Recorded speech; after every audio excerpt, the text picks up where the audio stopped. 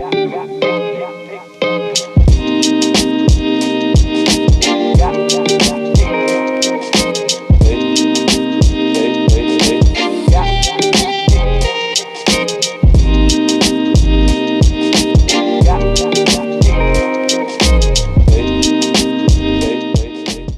question I want to ask is, if you had to write a letter to your younger self, what would you say? And if you had told me that I would get to where I got to in my legal career, and I would, try a lot of cases and win them, hit the biggest malicious prosecution civil rights verdict in Pennsylvania history, and walking out of the courtroom on that day, I'd say to myself, there's something else out there for me, this isn't it. I would have said you're out of your mind. Okay. Right? So an example is that a lot of, and I had, a lot of great times and joy from being a lawyer, but there are a lot of parts about it that, I would change and shift. And so I think that a lot of that had to do with how we look about things as our younger selves, which is winning, right? So when I sat in that first day of law school, it was about what are people going to think of me? Am I going to win? Am I going to succeed? Right? How will the external world see me? Will I be enough? Will I be good enough? Right? That's where the fear comes in. Am I going to be enough? People are going to see me as being good enough. And I think that's a lot of why in every field, whether it's sports, whether it's entertainment, whether it's, being a carpenter, a doctor, a plumber, particularly when we're young, and I think always, a lot of times we're answering to the external. It's all about willingness to be uncomfortable. So what underlies the mindset for me is anybody that I work with, I want them to embrace discomfort. Because if we're not embracing discomfort, we're not growing. So I work with a lot of people who are objectively very successful. Anybody on the outside would say they're killing it. But those same people or organizations I'm working with are saying there's more for us. Right? This isn't enough. Maybe I can identify it, maybe I can't. But I want to push up against my boundaries and through them. And in order to do that, you have to be willing to be really uncomfortable every day and ask the hard questions about what it is that is holding you back. It's funny, if you've ever looked up the definition of success in Merriam-Webster's in the dictionary, it says to achieve wealth, respect, or fame. That's what the Webster's definition of success is. Wealth, respect, or fame.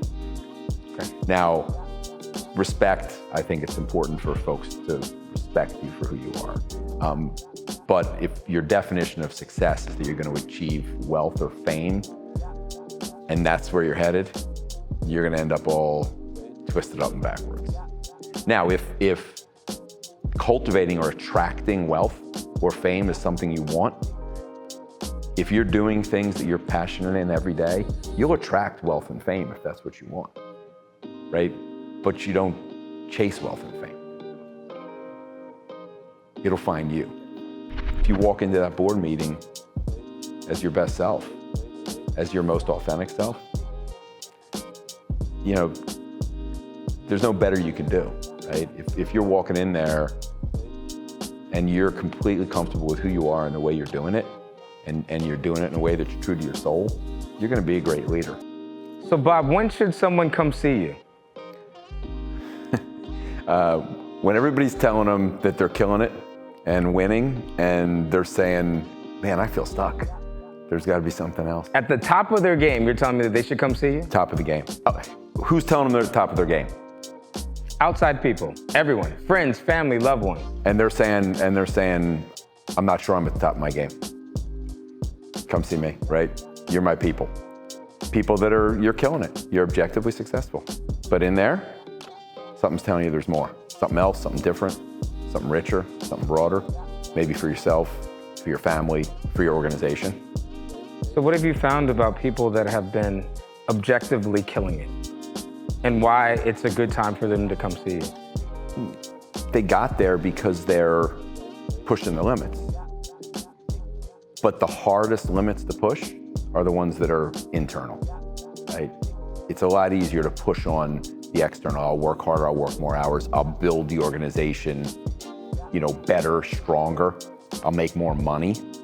I'm not saying those are easy goals to achieve, but they are easier than pushing through the boundaries that are internally self-imposed. And those are the ones that are going to unleash you to whatever your own greatest self is, always reaching just for your fullest potential, but not quite getting there every day. Those are the people that I truly love to work with. And those are the people that I think get the greatest reward, because they've tasted what the external definition of winning is. Everybody's telling them they're winning. You won. Right. And they're saying, well, the second prize, right? So if you get to that point, then you're really ready to do the work. That tells me you're really ready to do the work. Is there a formula for that success? And whatever that success is, meaning going beyond their limits? When they come to me? When they come to you. I mean, step one of success is I want to make you really uncomfortable, because I want you to be able to identify what's missing, right? Why are you stuck? You can tell me you feel stuck. I feel like I need something else, or your skin is almost crawling, right? That's stuck. High performing people have had that. I had that. It's at the top of my game trying cases and feeling completely stuck, right? With people telling me how I'm killing it. Just, wow, that's great. You're gonna get a lot more cases from that one you just won, right? And did that happen? Did you get a lot more cases? Sure, you get a lot more cases, and I feel more stuck. Okay, all right. Right, so articulating that you feel stuck, and then being able to get underneath it to really feel what it is that had you feeling stuck, right? So for me, it was, that there was something calling me to serve people in a different way, and to use my skill set in a different way, like I am now, and to try to support, guide, and ease suffering in different ways, and do the things I love to do in different ways, right? So I started looking at the practice of law and figuring out what are the things that I really love about it, right? What are the little pieces of my day that I love? And then what are the ones that I don't like, right? Or just aren't doing it for me. And then over time, I went through my own process, right? I love communicating with people. I love listening and always trying to be a better listener, right? I love conversation, this own kind of advocating for yourself, right? But I could do without daily conflict, moment to moment, emotional and intellectual mortal combat with people. I don't need to spend my day that way anymore, but it took me a long time to be able to articulate that, right? So can you articulate, what do you want more of, right? So at its essence, what do you want more of, right? What is your passions? Mm-hmm. What do you want more of? And then, of course, there are difficult questions. So I talk about it like this. You got to come at it from the soul. There's a place for the head, but most people skip to the head. Well, I can't do that because this. Well, I can't just get caught up in the tactics. Exactly. I can't just change jobs. I can't just change this in my life. Well, maybe not overnight. But if you skip to the head, it's always going to be a no, right? We as humans will find the no's faster. Right? We find the no's. That's what we do. It's a lot harder to find the yeses. Now, once you start finding your yeses, sure, the head has a place to figure out how to execute that change, right? And you might have to feel stuck for a while you execute change. I mean, I went back to school and got a master's degree, as you know. It took a long time and a lot of work. And most of that time I felt stuck, still stuck doing what I was doing. And so there'll be investment in getting unstuck. And sometimes the stuck might be in your personal life. It might be both. It almost always is. It's a willingness to be different.